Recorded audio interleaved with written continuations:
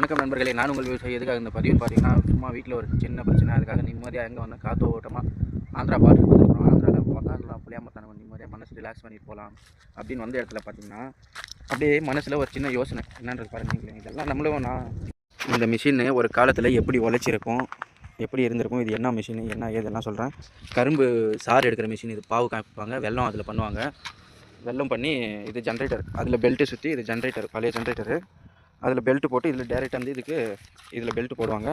இதில் கரும்புட்டு இந்த மிஷின் சுற்றும். இதெல்லாம் சுற்றி மரம் விளைஞ்சி இது பாருங்கள் எவ்வளோ அழகாக இதில் இது மாதிரி கட்டியிருக்காங்க. இது பாவு, இதுதான் அந்த குண்டா, பாவு காய்க்கிற குண்டா. இதில் இறங்கும் பாவு உங்களுக்கு. இதில் இறங்கி அந்த கரும்பு சக்கை ஜூஸ் வந்து இதில் இறங்கி இதில் காய்ச்சி அந்த குண்டாக்கு போய் அழகாக பாவாகும். அதில் வெல்லம் எல்லாம் பண்ணுவாங்க. வெல்லம், சக்கரை, நாட்டு சக்கரை எல்லாம் பண்ணுவாங்க. நண்பர்களே இங்கே பாருங்கள், எல்லாம் ஒரு காலத்து செழிப்பாக இருந்திருக்குது பூமி. எவ்வளோ அழகாக இருந்திருக்குது. இப்போ எல்லாம் ஸ்டாப் பண்ணிட்டாங்க. எல்லாம் தண்ணி விவசாயம் எல்லாம் காஞ்சி போயிட்டுருக்குது.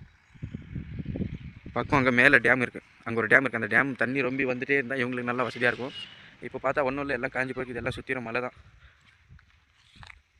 என்ன தான் நம்ம வளைச்சி இது பண்ணாலும் நம்மளுக்குன்னு ஒரு ஓய்வு கிடைக்கிற இடம் வருது பார்த்தீங்களா.